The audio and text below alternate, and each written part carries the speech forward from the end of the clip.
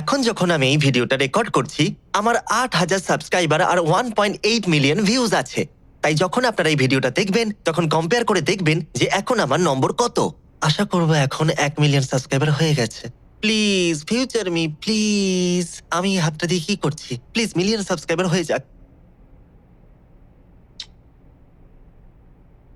আমাকে হয়তো হয়তো কি বলতে হবে ভেবে নেওয়া উচিত ছিল, কিন্তু হ্যাঁ আশা করবো 1 মিলিয়ন হয়ে গেছে হয়তো।